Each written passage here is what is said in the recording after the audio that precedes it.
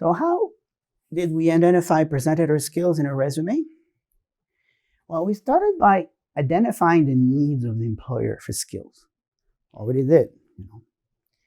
Then we imagined the profile of the ideal cabin crew. What would be the ideal cabin crew? What kind of skills would that person need? And third, we took a resume and we walked backwards, try to look through a resume and try to identify if she had any of those skills already. I know we had to dig into the resume because the resume she sent me was not organized in a way to really see her skills. The skills were not standing out. We had to search to find them. But I realized that she had the skills, but she did not realize that. So what we did, and before I explain what we do, I want to make a very important message here. I'm showing you a method that I used, and I use all the time when I have a person in front of me who needs help with the resume. I could do that with you if we organize a one-on-one session, but I do that very often with students. I meet them, and what we do is we identify the needs of the company, we try to see if that person has the skills, and we try to make a match. So if there's only one thing you can remember from video 3, or for this whole lecture, video 3, if there was only one thing you could remember, each time you apply for a job, always start by identifying the needs of the employer. Remember what I said in video number 1. I said, a resume is not about you.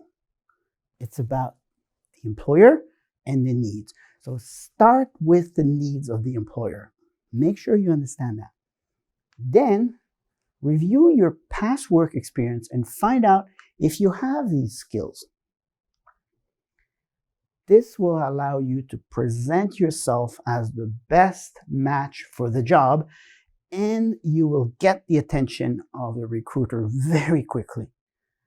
That's how you catch their eyes, you catch their attention by presenting yourself as the best matching candidate. And that's, you're only given 20 seconds for that. Can you think of a recent job application you made? Think about it. We'll take a short, not a break, but I'd like to talk to you directly. Have you applied for a job in the past month, 6 months, where you did not do this, but now you're thinking back and you say, oh, wait a minute. Maybe this method, identifying the needs, looking to see if you have those skills, if you had used this method, do you think it would have helped? Think about it.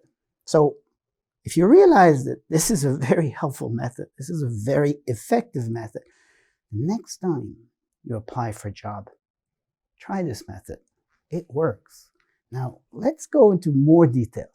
Let's dig deeper into the case of this mentee. That was 3 or 4 years ago. All right? So together, we're going to look at how we develop her summary of skills. So here's her new and targeted resume with a summary of skills. I'm going to show it to you. So what we did, this is the same. The work experience, I reorganized the work experience, but we're not going to talk about the work experience. All we're going to talk is this portion, the summary of skills, which did not exist. The original resume that she sent me, this did not exist. So her and I worked together to include this new section. But we took a lot of care to identify which element that belonged there. So here's what we did.